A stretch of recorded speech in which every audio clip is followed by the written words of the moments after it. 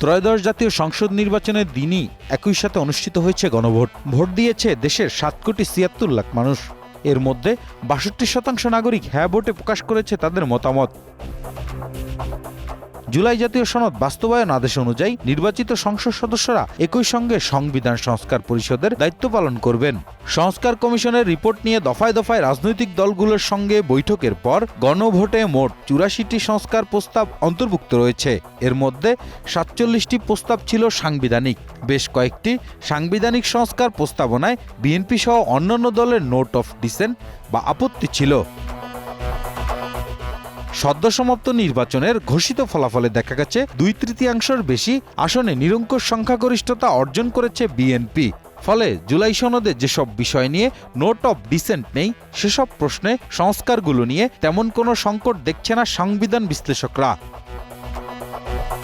তবে 2 কক্ষ বিশিষ্ট সংসদের উচ্চকক্ষ গঠন নিয়ে এরই মধ্যে আলোচনা তৈরি হয়েছে দেশের রাজনৈতিক অঙ্গনে। কেননা বিএনপি তাদের ইশতেহারে সংসদের আসন সংখ্যার ভিত্তিতে উচ্চকক্ষ গঠন করার কথা বলেছেন। এর বিপরীতে গণভোটের প্রশ্নে সরাসরি সংসদের উচ্চকক্ষের গঠনের কথা বলা হয়েছে আনুপাতিক হারে। নির্বাচনের ফলাফলে দেখা গেছে বিএনপি এককভাবে 290 আসনে নির্বাচনে অংশ নিয়ে 94.97%, জামাত এককভাবে 227 আসনে নির্বাচন করে 31.76% ভোট পেয়েছে। তবে জোটবদ্ধ ভোটের হিসাবে বিএনপি 51% বেশি ও জামাত এনসিপি জোট 38.51% ভোট পেয়েছে।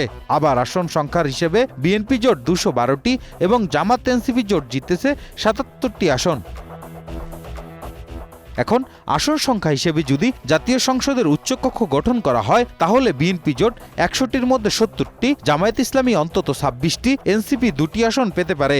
এর বিপরীতে ভোটের আনুপাতিক হারের বিবেচনায় উচ্চকক্ষ গঠন হলে বিএনপি জোটের আসন কমে হবে 52 থেকে 53টি আর জামাত জোটের অন্তত 38টি।